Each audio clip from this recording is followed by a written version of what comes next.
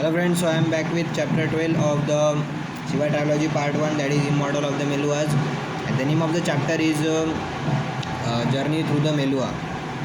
So at the beginning the journey begins, and as there is Parvateshwar, there is rules are to be followed throughout the journey. So as Nandi and Veerbhadra are not equivalent to the tribes of the royalty, so they are accommodating the caravan, and of all the caravans only two are occupied. That is first occupied by Parvateshwar Ayurvati, and rest of the it is occupied by Brahaspati, Sati, Shiva and Kritika. Last time I think that I didn't mention some people that are in the tour, that includes Brahaspati and Kritika. So they are also in the tour of journey to the Meluar. So there's a discussion of Manu. Manu is called the father, and there's a whole history that's been weaved by Brahaspati to Shiva about Manu. After that there's a sequel, there's a separate story that continues, that uh, two women are being attacked by crocodile and they are saved by a naga.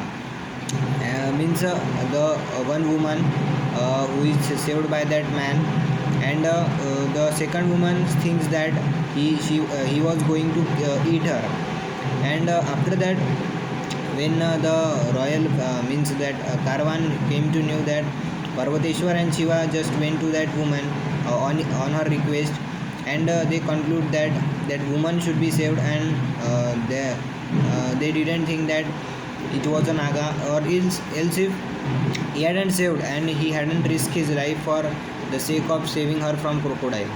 And after that from this whole incident come to an end, and after that there's a campfire, and the people included people enjoying campfire where Shiva, Veerbhadra, Brahaspati and Nandi, and there was enjoying of chillam by Shiva and Veerbhadra.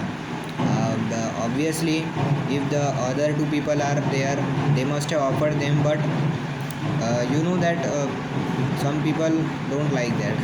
That's the thing. And after that Shiva says that isn't there dance and music all around in this land? Shiva doesn't say that. Obviously Veerbhadra says that by just looking at Shiva, that what he wants to be done now.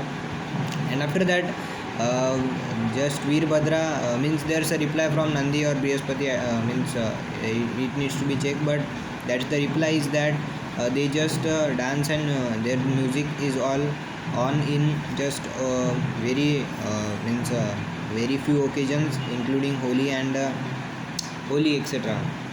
So Holi and Holi, not only Holi. So there's just Shiva begins to dance, and they Kritika and Ayurvati also included, and all the four people here included. Sati just refuses to do so. Shiva agrees, Shiva tries to convince her to dance with them, but Sati refuses, and Sati just goes inside. And after that Shiva came to know that she is watching him only through the chupke chupke, that's the thing. And Shiva just tries to give the best out of the dance, because he has just tried to impress her. So that's the end of this chapter. I will meet you in chapter 13. Thank you.